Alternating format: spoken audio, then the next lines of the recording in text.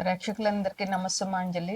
మనం ఇప్పుడు మార్చి నెల ఆహ్, వార వార మాస ఫలాలు చెప్పుకుంటున్నాము. మార్చి నెలలో ముఖ్యంగా 3వ తారీఖున సంపూర్ణ చంద్రగ్రహణం ఉంది. ఈ చంద్రగ్రహణం మధ్యాహ్నం 3/3/2026 మధ్యాహ్నం 3:21 పడుతుంది. మళ్ళీ అది విడుపు ఎప్పుడు అంటే 6:49 అది విడుస్తుంది. ఇది పుబ్బా నక్షత్రంలో గ్రహణం పడుతుంది కనుక సింహరాశి వారు పుబ్బా నక్షత్ర జాతకులు ఈ గ్రహణాన్ని చూడకూడదు. వాళ్ళు తగిన జాగ్రత్తలు తీసుకోవాలి. వీళ్ళు తర్వాత గ్రహణం తర్వాత స్నానం చేసి దీపం వెలిగించుకోవాలి. ఇంకా వీళ్ళు మరుసటి ఒక బ్రాహ్మణుడికి బంగారం, వెండి, బియ్యం, వస్త్రాలు ఇట్లాంటివి దానం చేయాలి. ఈ నక్షత్రానికి వాళ్ళకప్పుడు ఈ నక్షత్ర దోషం తగ్గుతుంది అనమాట, గ్రహణ దోషం తగ్గుతుంది. ఇక ఈ నెలలో ముఖ్యంగా 19వ తారీఖున ఉగాది పండుగ వచ్చింది. 19వ తారీఖు ఉదయం 6:51 వరకు కూడా అమావాస్య ఉంది. 6:51 తర్వాత శ్రీ పరాభవ నామ సంవత్సర చైత్ర శుద్ధ పాడ్యమి మొదలవుతుంది. అందువల్ల 19వ తారీఖు గురువారం నాడు ఉగాది మనకి నూతన సంవత్సరం స్టార్ట్ అవుతుంది అనమాట.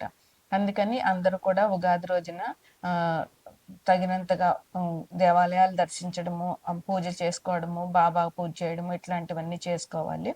ఈ గ్రహణానికి మీరు గ్రహణానికి ముందు అంటే 3 గంటలకు పడుతుంది కనుక మధ్యాహ్నం తొందరగా గ్రహణానికి ముందే మనకి తిన్నది అరిగిపోవాలి కనుక తొందరగా భోజనం చేయడము. తర్వాత గ్రహణం ఒకవేళ ఏదైనా మంత్ర జపం చేసుకోవాలనుకున్న వాళ్ళు పట్టు స్నానం, విడుపు స్నానం అని చేస్తారు. అంటే 3:21 స్నానం చేసి కూర్చుని మంత్రాలు వాళ్ళకి వచ్చిన మంత్రం ఏదైనా ఉంటే అవన్నీ చదువుకోవడము, మళ్ళీ గ్రహణం అయిపోయినాక స్నానం చేయడము చేస్తే ఈ గ్రహణ సమయంలో మనం చేసే ఆరాధన చాలా బలీయమైంది. చాలా ఉత్తప్పుడు చేసిన దానికంటే ఇలాంటప్పుడు చేసింది 1000 రెట్లు ఫలం మనకి వస్తుంది అనమాట. ఏ మంత్ర జపమైనా బాగా సిద్ధిస్తుంది. ఇది ఈ తప్పకుండా చేయవలసినటువంటి మార్చి నెలలో మనకు ముఖ్యమైనటువంటి విషయాలు. తదుపరి రాశి కుంభరాశి. కుంభరాశిలో ధనిష్ట 3-4 పాదాలు, శతభిషం 4 పాదాలు, పూర్వభాద్ర 1-2-3 పాదాలు ఉంటాయి. కుంభరాశికి అధిపతి శని. కుంభాన్ని లగ్నంగా తీసుకుంటే లగ్నంలో రాహువు, రవి, కుజుడు, శుక్రుడు, బుధుడు 5 గ్రహాలు లగ్నంలో ఉన్నాయి. అంటే ఎంత బలంగా ఈ కుంభలగ్నం ఉంది అని అంటే అంత బలంగా ఉంది. అందులోనూ అన్ని పాప గ్రహాలే. ఒకే ఒక గ్రహం శుక్రుడు. అందువల్ల శుక్రుడు ఇన్ని పాపగ్రహాల మధ్యలో శుక్రుడు ఏమీ చేయలేడు. అందువల్ల ఈ రాశి వాళ్ళకి చాలా జాగ్రత్తగా ఉండాలి. అందులోనూ 2వ ఇంట్లో శని ఉన్నారు, 5వ ఇంట్లో గురువు ఉన్నారు, 7వ ఇంట్లో కేతు ఉన్నారు. అందువల్ల మీరు చాలా జాగ్రత్తగా ఉండాలి ఈ రాశి వాళ్ళు. ఇంకేంటంటే వీళ్ళకి అన్ని రకాలుగా ఇబ్బందులే ఉన్నాయి. బంధుమిత్రులతో కలహాలు, మీకు బీపీ, షుగర్ ఇట్లాంటివి వచ్చేటటువంటి అనారోగ్యాలు వచ్చేటటువంటి అవకాశం చాలా ఉంది. ప్రయాణాలు వస్తాయి, అనవసరంగా చేయాల్సిన ప్రయాణాలు వస్తాయి. ఇంకా మీరు ఏ పనులు అయితే అవుతాయో కానీ మీరు తలుచుకున్న పనులన్నీ కూడా పూర్తి చేయగలుగుతారు దేవుడి దయ వల్ల.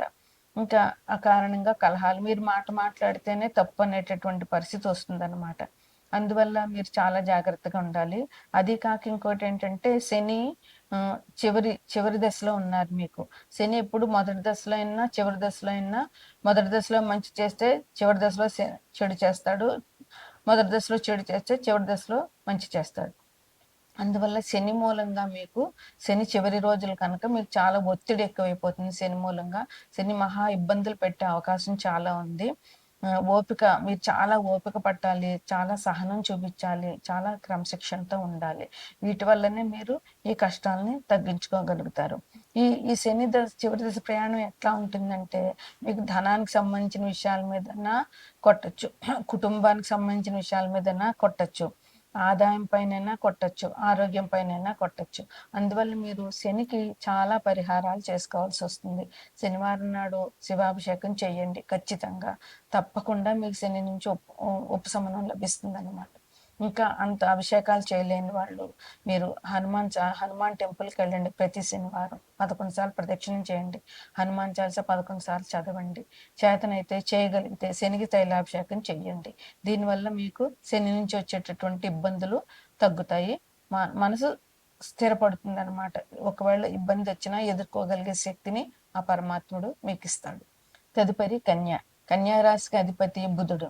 కన్యా రాశిని లగ్నంగా చేసుకుని కన్యా రాశిలో ఉత్తర 2, 3, 4 పాదాలు, హస్త 4 పాదాలు, చిత్త 1, 2 పాదాలు ఉంటాయి. ఈ కన్యా రాశిని లగ్నంగా చేసుకుంటే గ్రహాల సంచారం ఎలా ఉంది అని అంటే, కుంభంలో రాహువు, రవి, బుధుడు, శుక్రుడు, కుజుడు 5 గ్రహాలు ఉన్నాయి. శని ఏమో మీనంలో ఉన్నారు, గురువేమో మిథునంలో ఉన్నారు, కేతువేమో సింహంలో ఉన్నారు. అంటే వ్యయంలో కేతు ఉన్నారు. అయితే దీనివల్ల మీకు ఏంటంటే, మీకు ఈ నెల బానే ఉంటుంది. ఎటువంటి ఇబ్బందులు ఉండవు. మీ మీ మీ బుధుడి ఇంకో రాశి అని మిథునంలో గురువు ఉన్నారు కనుక ఇబ్బందులు తక్కువగానే ఉంటాయి. ఇక శని సప్తమ దృష్టి మీ రాశి మీద ఉంది. అందువల్ల శనికి కొంచెం పరిహారాలు చేసుకోవాల్సి వస్తుంది. ఇక మీకు ఎలా ఉంటుంది అంటే, ఏ వృత్తి చేసేవారైనా సరే, ఏ వ్యాపారం చేసేవాళ్ళైనా సరే, వాళ్ళకి అభివృద్ధి చాలా బాగుంది ఈ నెలలో. ఎటువంటి ఇబ్బందులు లేకుండా మీరు బిజినెస్లు చేసుకోవచ్చు. ధనం, ధాన్యం వృద్ధి 2 కూడా మీకు అంటే ధాన్యం అంటే మీ రైతులకి అందరికీ బాగుంటుంది. వాళ్ళకే ఆదాయం వస్తుంది.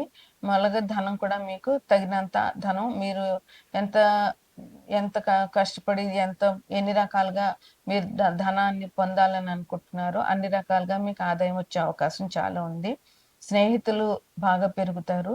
వాళ్ళ వల్ల మీకు లాభాలు కూడా ఉన్నాయి. స్నేహితుల వల్ల మీకు మంచి పేరు వస్తుంది. వాళ్ళతో కలిసి ఉండడం వల్ల మీకు మంచి హాయిగా ఉంటుంది. వాళ్ళు కూడా మిమ్మల్ని మెచ్చుకుంటూ ఉంటారనమాట. ఇంకా శత్రువులు ఉన్న వాళ్ళు కూడా మీకు మిత్రులు అయిపోతారు. ఈ మాసం మీకు అంత బాగుంది.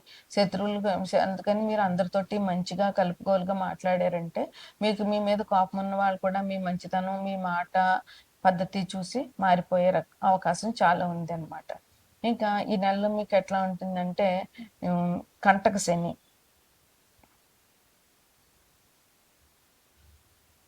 6 ఇంట్లో 7 ఇంట్లో శని ఉన్నారు. శని డైరెక్ట్ గా సప్తమ దృష్టి మీ మీద ఈ రాశి వాళ్ళ మీద పడుతుంది కనుక ఈ శనితో ఇబ్బందులు చాలా ఉంటాయి. అవి ఎట్లాంటి ఇబ్బందులు ఉంటాయంటే, మీకు ఇతరులతో ఉన్న సంబంధాల మీద, మీ భార్యాభర్తల మధ్య సంబంధాల మీద, పెళ్ళిళ్ళ మీద, వీటి మీద మీకు ఈ శని ఎఫెక్ట్ చూపిస్తాడనమాట. వీటి మీద దెబ్బ కొట్టే అవకాశం ఉంది. అందుకని మీరు ఏం చేయాలంటే, ఇది మీకు నిజంగా ఒక పరీక్షా కాలం. ఎందుకంటే శని ఈ సంవత్సరం అంతా అక్కడే ఉంటారు. అందుకని మీకు ఇది మంచి పరీక్షా సమయం కనుక మీరు మంచి క్రమశిక్షణ అలవరుచుకుని ఓపికతో జాగ్రత్తగా ఉండడం అవసరం. క్రమశిక్షణగా ఉంటే శని వల్ల వచ్చే ఇబ్బందులు చాలా తగ్గుతాయి. ఇంకా మీకు గురువు మిథునంలో ఉండడం వల్ల మీకు ఇబ్బందులు ఏముండవు. మీకు ఆయన వల్ల ఏంటంటే ఉద్యోగస్తులకు ప్రమోషన్లు వస్తాయి. ఇంకా కొత్త బాధ్యతలు మీకు పెరుగుతాయి. అట్లాగే ఉద్యోగుల్లో మార్పులు, ఎవరైతే ఒకవేళ ట్రాన్స్ఫర్స్ కావాలనుకుంటున్నారో వాళ్ళకి, డెప్యుటేషన్లు కావాలనుకుంటున్న వాళ్ళకి, వీళ్ళందరికీ మార్పులు జరుగుతాయి. ఉద్యోగస్తులకైతే బలీయంగా మంచి మార్పులు జరిగే అవకాశం చాలా ఉంది. మీరు శనికి శనివారం నాడు శివాలయానికి వెళ్ళి శివుడికి అభిషేకం చేయించడము, లేదంటే శనివారం నాడు నవగ్రహాలు ప్రదక్షిణం చేయడము, శనికి తైలాభిషేకం చేసుకోవడము, హనుమాన్ చాలీసా 11 సార్లు పారాయణ చేయడము, హనుమాన్ టెంపుల్కి వెళ్ళి 11 ప్రదక్షిణాలు చేయడము, వెంకటేశ్వర స్వామి దర్శనం చేసుకోవడము, వెంకటేశ్వర స్వామి దీపారాధన చేసుకోవడము, ఇవన్నీ శనివారం చేయాలి. ఇట్లా చేయడం వల్ల మీకు శని వల్ల వచ్చేటటువంటి ఆ కొంచెం బాధలు కూడా తగ్గుతాయి. ఇది కన్యా రాశి వారికి ఈ మాసంలో ఫలితాలు.